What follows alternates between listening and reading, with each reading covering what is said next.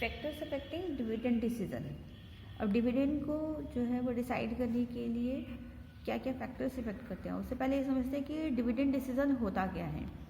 Dividend decision होता है कि कितना डिविडेंड दिया जाए, यानी कि कोई भी फर्म ने जितना भी प्रॉफिट्स अर्न किए हैं उसको वो दो तरीके से यूज़ कर सकती है। या तो वो डिविडेंड के फॉर्म में शेयर होल्डर्स को दे दे, दूसरी सिचुएशन क्या हो सकती है वो उसमें से अमाउंट को रिटेन कर ले। ठीक है, तो उसे डिसाइड करना होता है कि कितना अमाउंट वो रिटेन करे और कितना in the form of dividend pay कर दिया जाए टू द शेयर होल्डर्स। बहुत सारे फैक्टर्स हैं जो कि इस बात को जो कि इससे इफेक्ट करते हैं कि कितना डिविडेंड दिया जाए और कितना अमाउंट रिटेन कर लिया जाए। द फर्स्ट है अमाउंट ऑफ अर्निंग। अगर ज़्यादा अर्निंग है तो ज़्यादा डिविडेंड दिया जा सकता है, अर्निंग अगर कम है तो कम डिविडेंड दिया जाता है। सेकेंड है स्टेबिलिटी ऑफ अर्निंग। स्टेबिलिटी मतलब अर्निंग जो है उनकी वो स्टेबल है कि हर साल जो है लगभग 10% जो है वो उनको रिटर्न मिल जाता है। अगर उनकी अर्निंग स्टेबल है तो वो ज़्यादा डिविडेंड पे कर सकते हैं। अगर अर्निंग स्टेबल नहीं है, किसी साल जो है ज़्यादा अर्निंग हो गई, किसी साल लॉस हो गया, तो बहुत ज़्यादा डिविडेंड जो है वो पे नहीं किया जा सकता। तो अर्निंग की स्टेबिलिटी जो है वो डिविडेंड डिसीजन पर इफेक्ट करती है। Stability of dividend. डिविडेंड का अमाउंट फिक्स करना कि हर साल जो है वो शेयर होल्डर्स को उनके शेयर्स का 10% डिविडेंड दिया जाएगा। उन्होंने एक फिक्स कर लिया, अगर ये स्टेबल उन्होंने डिविडेंड स्टेबल रखा है तो उनकी मार्केट वैल्यू शेयर्स की भी स्टेबल रहती है। तो इस स्टेबिलिटी को मेंटेन करने के लिए वो स्टेबिलिटी को मेंटेन करने का अगर वो डिसीजन लेते हैं तो उसी हिसाब से डिविडेंड को पे किया जाता है। तो जिन सालों में ज़्यादा प्रॉफिट हुआ तो डिविडेंड के लिए शेयर्स का प्रॉफिट का अमाउंट ज़्यादा रिटेन हो गया। लेकिन अगर मान लो किसी साल में प्रॉफिट्स कम हुए तो जो पहले का रिटेन किया हुआ प्रॉफिट है वो उसमें से भी जो है वो डिविडेंड पे करके अपनी डिविडेंड्स की स्टेबिलिटी को मेंटेन कर सकते हैं। इसलिए अगर उनका जो मोटो है वो डिविडेंड को स्टेबल रखने का है तो उसी हिसाब से डिविडेंड का डिसीजन लिया जाता है। Next is growth opportunities. Growth मतलब जो कंपनी है उसके पास क्या अपॉर्चुनिटीज़ है आगे बढ़ने के लिए।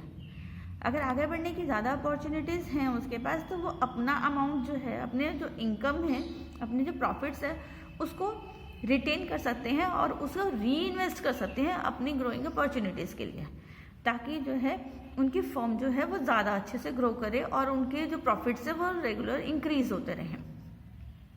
Next is cash flow position. जब उन्हें डिविडेंड पे करना है तो दे नीड अ कैश, उन्हें पेमेंट करनी है in the form of cash. तो अगर उनकी फर्म की कैश फ्लो पोजीशन अच्छी है और वो डिविडेंड पे करने की पोजीशन में है तो वो डिविडेंड डिक्लेयर कर सकते हैं। अगर उनके पास कैश नहीं है, केवल प्रॉफिट्स दिखा रहा है कि उनके पास प्रॉफिट्स हैं लेकिन कैश नहीं है, दोनों में डिफरेंस होता है। प्रॉफिट्स मतलब कि उनकी जो इनकम है उसमें से एक्सपेंसेस को माइनस किया, उनके प्रॉफिट्स आ गए, लेकिन कैश फ्लो पोजीशन जो है वो उससे डिफरेंट हो सकती है। उनके अगर कैश फ्लो पोजीशन अच्छी है, उनके पास अच्छा कैश है, वो पे कर सकते हैं तो डिविडेंड जो है वो डिक्लेयर किया जा सकता है। Next is share holders preference.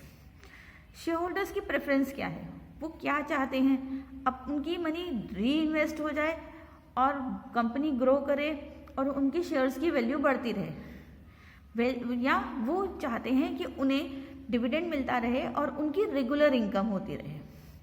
अगर शेयर होल्डर्स की प्रेफरेंस रेगुलर इनकम की है तो ज़्यादा डिविडेंड जो है वो अनाउंस किया जाता है, और अगर शेयर होल्डर्स की प्रेफरेंस जो है कि उनका मनी री इन्वेस्ट हो जाए और कंपनी ग्रो करती रहे तो डिविडेंड लेस करके रिटेंशन ज़्यादा किया जाता है, यानी कि बिजनेस प्रॉफिट्स को ज़्यादा रिटेन किया जाता है। Next is taxation policy. Taxation policy related to कि कितना टैक्स पे करना पड़ेगा शेयर होल्डर्स को जो उन्हें इनकम मिलेगी। अगर ये टैक्सेस ज़्यादा हैं तो कम डिविडेंड पे करके और उनके मनी को री इन्वेस्ट कर दिया जाता है, और अगर कम टैक्सेस हैं तो पे करने हैं उन्हें तो उन्हें ज़्यादा डिविडेंड दिया जाता है। Stock market reaction. जब भी डिविडेंड अनाउंस होता है किसी भी शेयर्स के तो उसका शेयर मार्केट पर भी इफेक्ट पड़ता है, कि शेयर मार्केट जो है वो उन शेयर्स की जिनका को ज़्यादा डिविडेंड मिल रहा है, जो ज़्यादा ग्रोथ कर रही हैं, उनकी मार्केट वैल्यू बढ़ जाती है।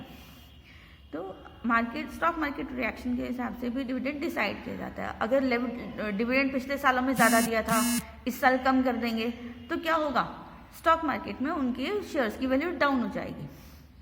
और अगर वो ज़्यादा डिविडेंड अनाउंस करेंगे तो स्टॉक मार्केट में उनकी वैल्यू बढ़ सकती है। तो उस रिएक्शन को भी कंसिडर करते हुए डिविडेंड को डिसाइड किया जाता है। Access to capital market. Capital market access का मतलब है कि कैपिटल मार्केट से, ओपन मार्केट से अगर उन्हें आगे फ्यूचर के लिए लोन्स लेने हो, शेयर्स इश्यू करने हो, डिबेंचर्स इश्यू करने हो, तो क्या वो आसान है, क्या वो इजीली जो है और मनी रेज कर सकते हैं। अगर वो इजीली मनी रेज कर सकते हैं तो वो अपने शेयर होल्डर्स को अपने प्रॉफिट का हिस्सा बांट सकते हैं, उन्हें ज़्यादा डिविडेंड दिया जा सकता है। लेकिन अगर ये असेस जो है वो आसान नहीं है, इट्स अ डिफ़िकल्ट टास्क कि मार्केट से जल्दी से उन्हें फंड्स नहीं मिलते हैं, तो अपने प्रॉफिट्स को रिटेन करके बिजनेस में रीयूज़ करें। Next is legal constants. कई बार किसी कंपनीज पर जो है कुछ लीगली जो बाउंडेशन होती है कि वो जब तक ये अपने कुछ डेब्ट्स पे नहीं करेंगे तब तक वो उस डिविडेंड को अनाउंस नहीं कर सकते। तो ऐसे लीगल कॉन्स्टेंट्स अगर कोई हो तो उन्हें पूरा करने के बाद ही वो डिविडेंड अनाउंस कर सकते हैं। कॉन्ट्रैक्चुअल कॉन्स्टेंट्स, कोई नया कॉन्ट्रैक्ट किया है, उस कॉन्ट्रैक्ट के अंडर ऐसा है कि जब तक कि वो उनके फंड्स को वापस पे नहीं कर देते, उनके इंटरेस्ट पे नहीं कर देते तब तक वो डिविडेंड अनाउंस नहीं कर सकते। तो अगर कोई ऐसा कॉन्ट्रैक्ट किया उन्होंने, फर्म ने, बिजनेस ने, तो वो तब तक डिविडेंड जो है अनाउंस नहीं कर सकते, या उस कॉन्ट्रैक्ट के अकॉर्डिंग ही डिविडेंड अनाउंस कर सकते हैं।